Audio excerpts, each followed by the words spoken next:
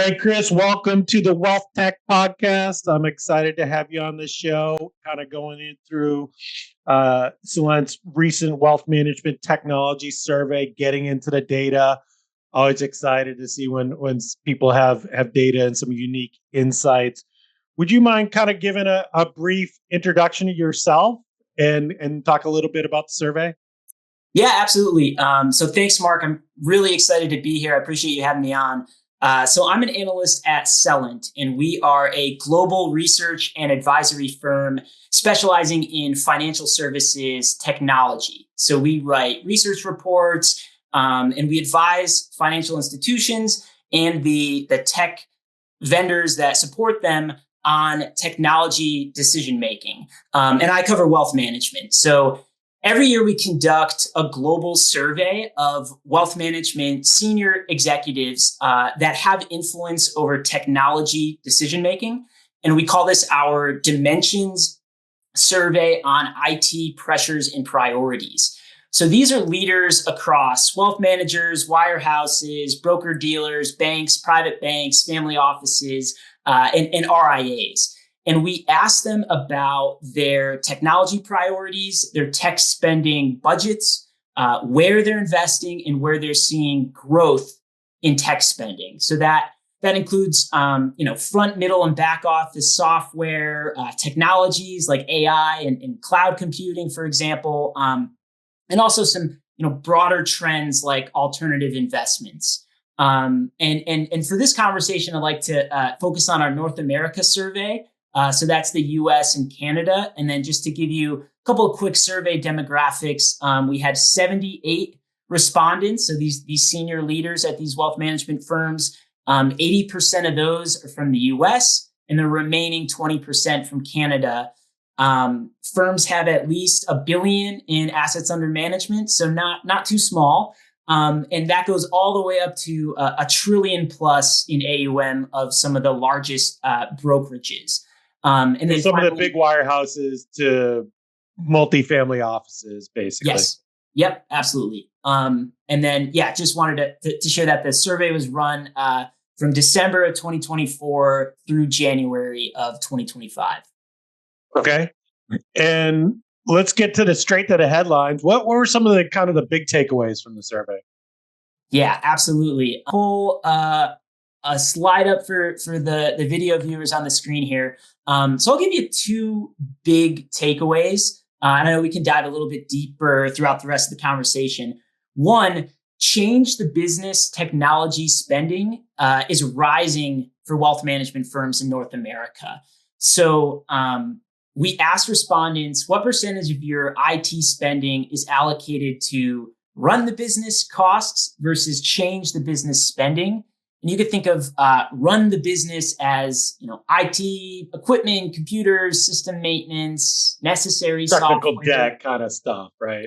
Yeah, absolutely. Security, regulatory tech. And you could think of change the business spending as replacing legacy systems, migrating to the cloud, implementing new tech like AI, new platforms like alternative investments, and leveraging open APIs, all are examples, right? And so like innovation is absolutely. Yeah. Okay. So you're seeing a big uptick in not only overall tech spend, but that increase is going towards innovation. Yes. So change the business spending as a percentage of all IT spending. It rose from an average of 43% of tech budgets last year up to 49% of budgets in this year's survey. So that's actually now basically a 50-50 split between, mandatory tech spending and innovation. And we actually have not seen that before. Okay. So this is the first year this has popped up. Absolutely. Yep. And then another second big takeaway I wanted to share, and I think it's related to what I just said, is that over 3/4 of wealth management firms in North America are either live piloting or experimenting with generative AI. And that Gen AI adoption, it jumped from 63% of firms in our 2024 survey up to 77% this year. And I knew that adoption rate would go up, but I didn't expect it to reach 3/4 of our audience already. And I think that jump can be explained by the fact that wealth tech vendors are now launching Gen AI products and product features. So firms no longer have to go directly to an LLM provider.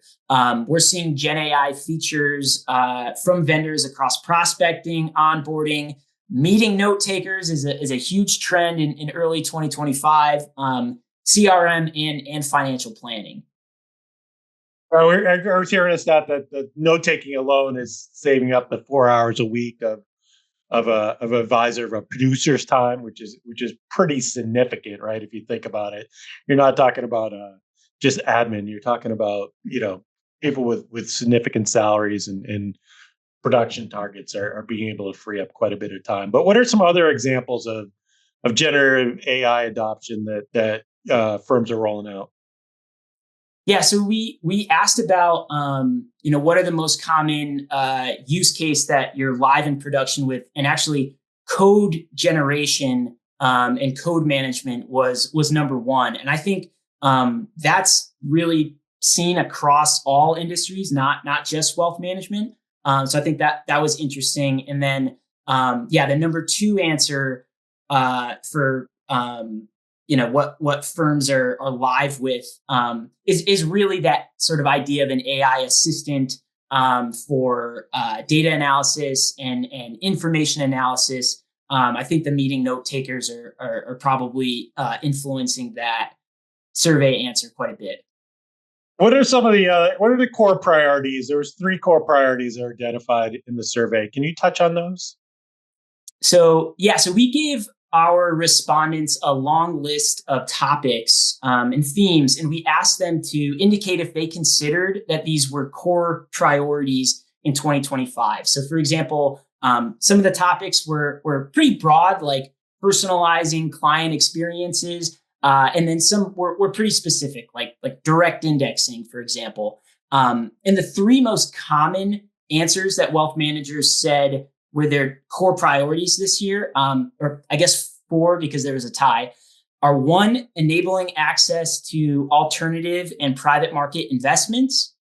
Number 2, engaging in open ecosystems, so open data integrations, APIs, wealth as a service providers. And then number 3, it was a tie between streamlining and automating advisor workflows and data privacy. So Advisor workflows with, I assume, new account setup being a big focus. Yep. Onboarding, definitely. New account opening. Meeting note takers are probably in there as well, right? Streamlining some advisor manual work. And the alternative investment, I assume this is taking a look at maybe some of the wirehouses that are servicing high net worth individuals, mass affluent, that try to push down access to alternatives within those segments.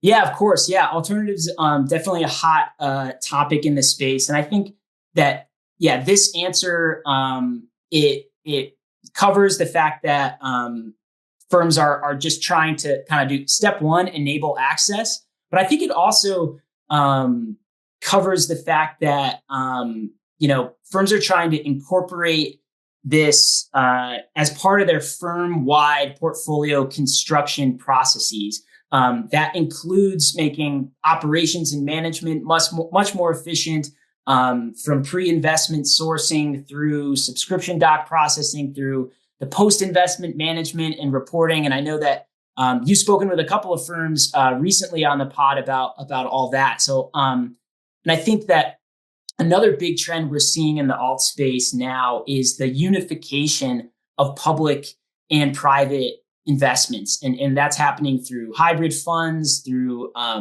hybrid model portfolios, and then also kind of merging the public and private portfolio performance reporting. So we're seeing a lot of tech providers doing that as well. Yeah, obviously some big challenges there. I know a lot of brokerage firms the accounting systems aren't necessarily set up for the accounting that's specific to alternatives. I think, performance and time weighted returns versus IRRs can kind of come into play there. So it's great to see firms trying to address that. And so with the combination of the two in the fund structure, is that like a UMA structure that combines both alts and publics into a same kind of unified management approach? Exactly. Yeah, I've seen announcements with some firms like GeoWealth partnering with BlackRock and AI Capital to make hybrid model portfolios within a UMA, and have seen some other providers working on that as well. When you take a look at tech spend and allocation, the innovation, do you see this continuing? Is this the beginning of a longer term trend, or where is that innovation really AI, or where do you see this going? What's kind of project out for me a little bit, Chris, on this this change in spend? Yeah, sure. So overall technology spending year over year from these firms, I think you alluded to, it's increasing, but it's not only increasing, it's accelerating. So based on our aggregated results, IT spending in wealth management North America, rising an average of 5.8% this year compared to last year. And that growth rate is higher than last year's growth rate, which was higher than the year before. We asked firms to project their spending growth of next year, and that's at an even higher growth rate. So I don't think this is just a one-year trend. I think this is an acceleration of technology spending. And again, shifting towards that innovation or change the business spending. So that it's not a one-time thing. I think it's the future. And so we asked our respondents, what are your top drivers of your institution's tech spending over the next 18 months? And the most common answer that firms ranked as their number one driver was product or proposition innovation or enhancement. And I think that's really interesting because in last year's survey and the year before, that wasn't the number one answer. I think the number one answer was meeting compliance and regulatory requirements. That's driving our IT spending. Think of that as a little bit boring, but it also makes sense in a regulated industry, right? But now we're seeing innovation becoming the top driver, and kind of, digging into that a little bit more. That is AI. That is, what products are you offering your clients? So alternative investments and direct indexing and tax advantage strategies. And I think the number two driver of spending is enhancing the customer experience. So that's a bit of a broad answer. But I think couple of examples with technology that I think we're going to see just more of in the future of investment, streamlining the onboarding experience with automation, giving clients better data visualizations and portfolio performance tools within their client portals. And we mentioned it before, but I think it's a topic to keep coming back to. Advisor meeting note takers, helping the advisor be more present, more focused on the meeting that they're in, and then speeds up the post-meeting process of automating, assigning tasks and following up post-meeting. That all trickles down to the customer experience, right? So I think this tech innovation spending only going to increase in the future. And at the end of the day, it does come down to better helping the client. I think you look at it with, it's not just the meeting note takers, the beginning of it. Then you have agentic AI that can take off from those notes all the follow-up tasks. And the nice thing about an agent is it doesn't forget about the task. It doesn't fall through the cracks. It stays on it till the task is complete, right? So, do you see that this increase in spend and this increased focus in innovation? Obviously, it's a bit of an arms race.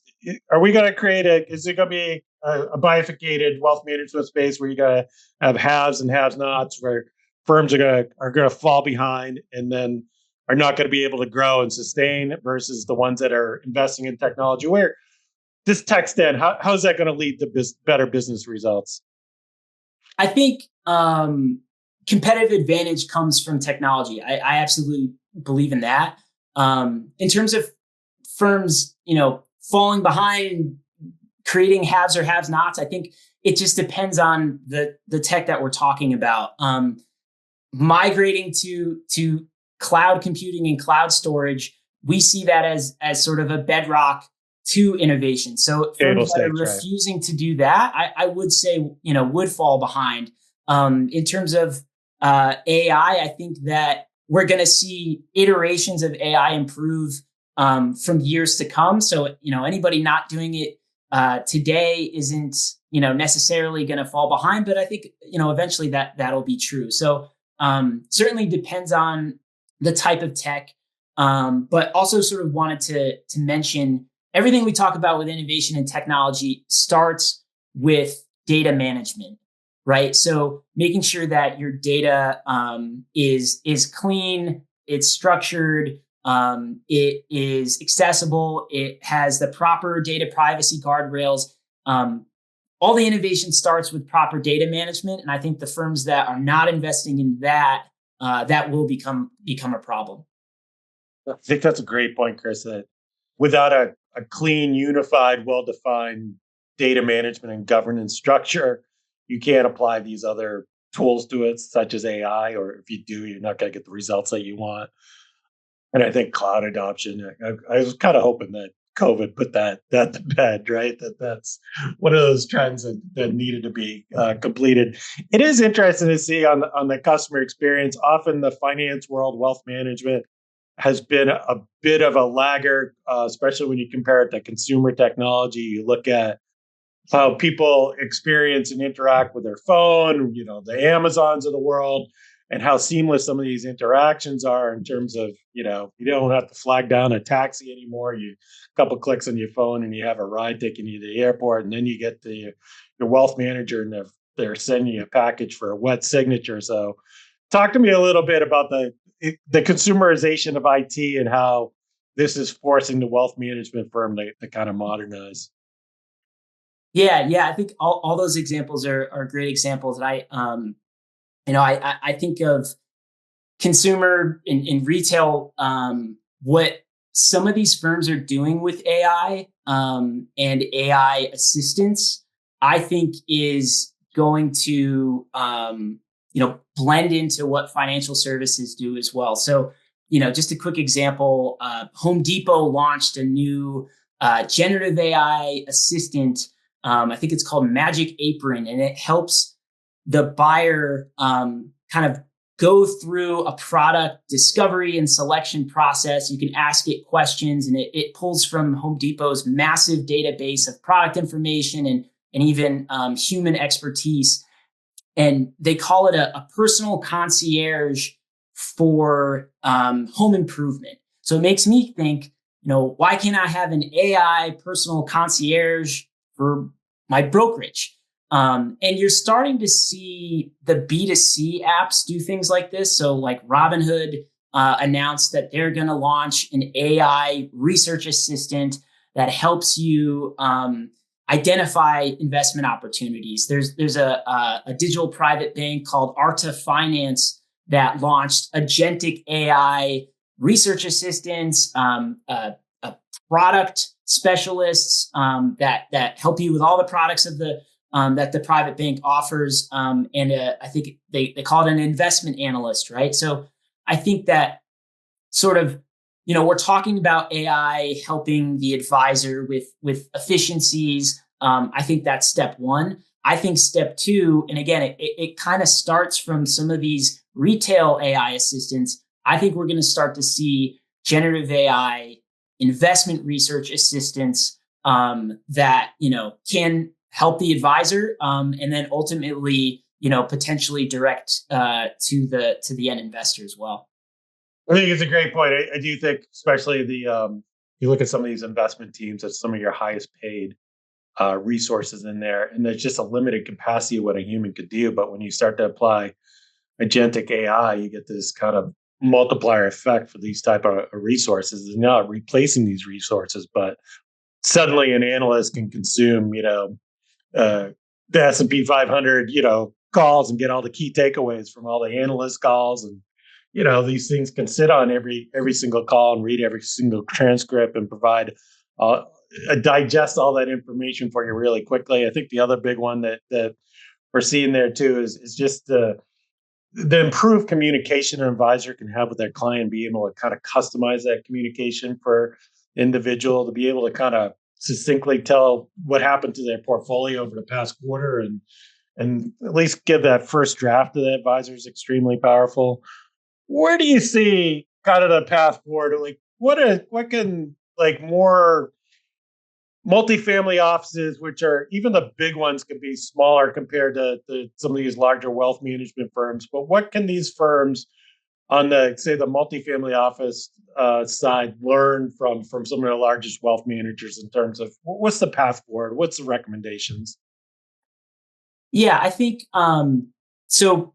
The first thing that we tell any of our clients, no matter the size, no matter the type of firm, and that's really the whole purpose of this survey, is to align your tech strategies with where the industry is heading in order to stay competitive. And I think at the very least, that's directionally right. So we would tell family offices to assess their own spending allocations, shifting tech budget toward innovation if you can, and that includes cloud solutions, data management platforms, and AI. As I mentioned, those are kind of like the three essential building blocks that we say are important for that future wealth manager, that innovation.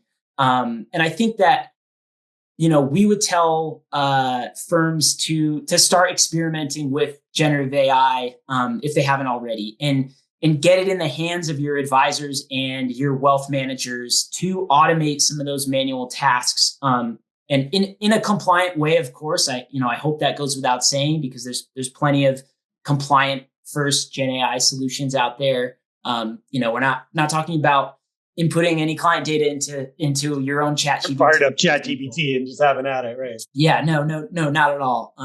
But yeah, I think it starts with data management, and then you can start small with experiments. And I think that when we break down the percentage of firms that are using generative AI, I think 27% of all firms are really just in an experimenting phase, and that's okay. So I feel like you got to start somewhere, right? I think that's great advice. And I think what I find really interesting about this survey is especially we take a look at some of the text trends that are impacting family office and multifamily offices. They're almost dead on, right? It's obviously AI dominates, but democratization of alternative investments, taking the friction out of that particular process in terms of an operational standpoint, because a lot of family offices are already in it, but there's a ton of friction in it. APIs and being able to better connect, and then customer experience. So it really falls in line with what we're seeing. I wouldn't call it the lower end of the market, maybe just more the private end of the market. Is there anything else that you'd like to share from the survey, Chris? Yeah, I think just sort of to talk a little bit more about that idea of the open APIs and the wealth as a service providers and open data ecosystems. I think that was the number two priority that firms are investing in outside of the alternatives. So definitely would put that under that umbrella of change the business spending. And there's a lot of wealth as a service is a big trend that we cover a lot, which is essentially these vendors that are offering modularized or component products and services where you can buy tech across your tech stack in a la carte way, for example. So I think that's becoming a bigger trend, as opposed to kind of these all-in-one tech vendors, this a la carte spending, and it's really driven by APIs, right? I think that's becoming a bigger trend. Best of breed, where they're able to pick modular components that are very specific for whatever it may be, financial planning or components versus these all-in-one solutions. If people want to learn more about the survey, Chris, how can they find it? Where can they get more info? Yeah, Celent.com. Can check it out. You can look me up, Chris Bendtsen, on LinkedIn as well. Try to post a lot about the different research that we put out there. And we'll put a link to the survey results in this as well. So, Chris, I really appreciate you being on the show. This is great. All right, thanks for having me. Appreciate it.